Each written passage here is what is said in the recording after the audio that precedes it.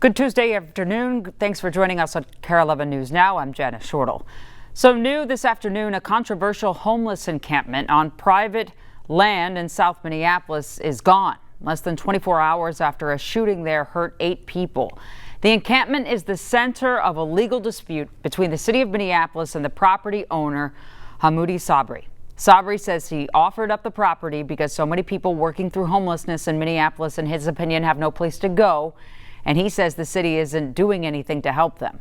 City leadership says the site was a major health hazard and exposed vulnerable people to drugs and violence. This is a whole lot worse than a nuisance. This is an open danger. The neighborhood deserves better. We will be clearing this encampment immediately after the crime scene has been investigated and taken care of. If he wants to sue us, he can. If he wants to take this up in court, that is certainly his prerogative, but this is not safe. The violence at that encampment happened just hours after several people were shot on the other side of Lake Street. That shooting happened in broad daylight on East Lake and Stevens. Police told us that 5 people were injured in that shooting, one of them seriously. And right now it's not clear if the shootings on Lake Street are connected to the shootings overnight at the encampment. There have been no arrests in either case.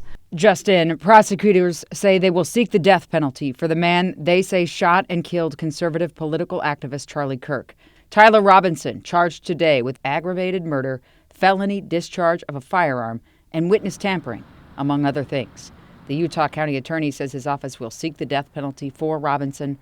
Robinson is set to make his first appearance in court later today, and according to police, so far has not been cooperating with the investigation. New this morning, Minnesota Governor Tim Walz announcing he will seek a third term in 2026 for governor. This announcement was posted earlier on the governor's social media page. And in a statement, Walz said his work in Minnesota isn't done. He was first elected in 2018, then again in 2022. But we have never had a governor in this state that's won 3 consecutive terms. Now, Walz will face a few challenges from Republicans who have already entered the race, including his opponent from 2022, Scott Jensen. He's also going to face businessman Kendall Qualls and State Representative Kristen Robbins. She's a representative from Maple Grove, all on the Republican side. If Tim Walz were to be reelected, he would become the longest-serving governor in the state of Minnesota. Happening today, voters in Anoka and Hennepin counties are casting their ballots in a special election to fill the seat of our late speaker, former Speaker Melissa Hortman. That's in House District 34B. Hortman and her husband Mark were shot and killed in a political assassination at their home 3 months ago. The election is between former Brooklyn Park City Councilor XP Lee and Republican candidate Ruth Bittner. Right now, Republicans hold a 1-seat majority in the Minnesota House. The polls close tonight at 8.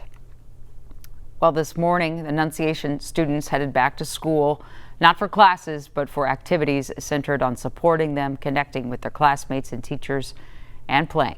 A school spokesperson says that's going to go through Thursday, and there will be extra hands on deck for mental health services to security that will be there to help students and staff where they can.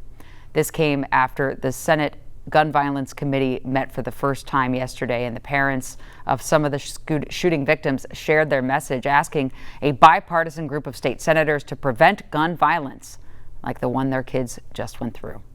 Undoubtedly, there will be another mass shooting and more kids will die. If you think it won't hit your community and someone you love, think again. It is up to our lawmakers to decide what type of weapon the next mass shooter is armed with. No matter who you are, what community you're from, how much money you make, who you voted for, who you prayed to, or if you pray at all, we want the same thing. We want our children to come home safe from school. Well, today, the FBI Director Kash Patel facing a heated scrutiny from the Senate after both Democrats and some Republicans expressed doubts about his leadership. Patel has been criticized for many things, from the handling of the Epstein files to the investigation into Charlie Kirk's murder. Here's NBC's Ryan Nobles. This morning, FBI Director Kash Patel on the offensive. My mission to the American public, as I said in my confirmation hearing, I am going to work with you to make this organization as transparent as possible. Patel flooding conservative media ahead of a highly anticipated hearing on Capitol Hill, where he will be pressed on the investigation into the Charlie Kirk assassination. The director admitting his social media post revealing a suspect was in custody before the actual arrest was made wasn't perfect. Could I have worded it a little better in the heat of the moment? Sure. But do I regret putting it out? Absolutely not. There are also questions about the length of time it took to find the alleged killer and why it took hours to publicly release photos of the suspect. The photos were produced. They just weren't produced in a timely fashion that I felt was appropriate for an investigation of this magnitude. So I came in and I accelerated that process. Democrats want to know more. I think there were some mishandled early steps. Despite the criticism, President Trump saying Patel has done a great job. The Kirk assassination, one of just many major issues confronting the FBI. The agency has slashed at least a dozen career agents. Patel is now the subject of a lawsuit by ex-staffers who claim their firings were politically motivated. These patriots swore an oath to defend the Constitution and served Republican and Democratic presidents alike. They were shown the door for one reason: political retribution. And Patel has faced heat from both the right and left for his handling of the Epstein controversy. Democrats prepared to make sure he explains how he plans to make that investigation more transparent. The FBI director is expected to appear before the House Judiciary Committee tomorrow.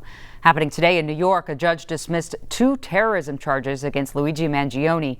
He's the man accused of killing United Healthcare CEO Brian Thompson in December of 2024. Mangione still faces the state's second-degree murder charge and federal charges for the same crime. The judge explained that his decision was that a killing motivated by ideology is not enough to classify it as terrorism. This was Mangione's first appearance in state court since February. A pretrial hearing is now set for December. If convicted on the state count, Mangione does face a possible life sentence. In the federal case, the Department of Justice has already said it wants to seek the death penalty. Happening right now, a wild story about a man from Inver Grove Heights who allegedly impersonated a police officer while trying to pull over an actual police officer.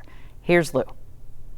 47-year-old Luke Reuter is charged with impersonating an officer, fleeing, and assault with a dangerous weapon, his own car.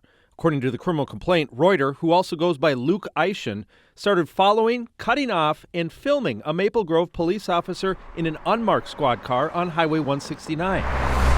When the officers stopped to call for backup, Reuter allegedly approached wearing this anti-ice cap with a red light in his car, claiming to be recording with a body camera as if making a traffic stop, before nearly running over the officer when he tried to arrest Reuter, court papers say. Police later found a police-style flashlight and multiple flashing lights in Reuter's car. This is on the heels of, Speaker Hortman being killed. Imran Ali, legal counsel for the Minnesota Police and Peace Officers Association, says that issue has been top of mind since Vance Belter allegedly impersonated an officer to kill Representative Melissa Hortman and her husband, Mark. We have been asking for stronger penalties for those that impersonate law enforcement officers, and yet it's just a slap on the wrist. Besides the expletive ice cap, Reuter's Facebook profile includes this post that says people need to start popping off at these ICE agents.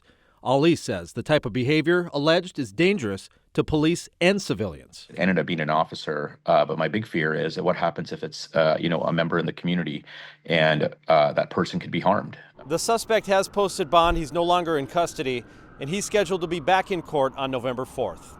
Back to you. Also happening today, the president says he is filing a $15 billion defamation lawsuit against the New York Times. Trump announced his plans on his social media page after it was filed in the U.S. District Court in Florida. The president has accused the New York Times of making false statements, specifically targeting 4 Times journalists and 3 articles published by the paper. The lawsuit follows legal action Trump has taken against major media companies like ABC and CBS. He has also sued the Wall Street Journal after they published a story on Trump's alleged ties to Jeffrey Epstein. Also happening this morning, Israel beginning a major escalation in the war in Gaza. Israelis starting a ground offensive into Gaza City. What you're looking at is showing trucks of people being rushed out as the attacks started. This is coming after a new report by an independent UN commission says Israel is committing genocide in Gaza. NBC's Matt Bradley reports from Tel Aviv. Well, that's right. Israel just began its much anticipated and very controversial ground incursion into Gaza City. And that's where we saw explosions lighting up the night sky overnight. And this has been months in the making, but military officials and those close to the government caution that this operation could last quite a while. And it's likely to inspire still more criticism of Israel. The families of the remaining hostages have complained, and they're protesting yesterday and today that this could put their loved ones' lives at risk. Now, it also means that the 350,000 Palestinians who are still thought to be in Gaza City are at risk as well, though according to an Israeli military official, hundreds of thousands, about half of the population there, is already thought to have left. Now, all of this comes as we're hearing from the United Nations. An independent commission, a three-panel body of experts, have said that there is genocide in the Gaza Strip that is being committed by the Israelis. They've said that 4 out of the 5 legal criteria for meeting that definition of genocide have been met, but the Israelis have slammed the report, calling it false. Matt Bradley, NBC News, Tel Aviv. Big news in Hollywood and in film.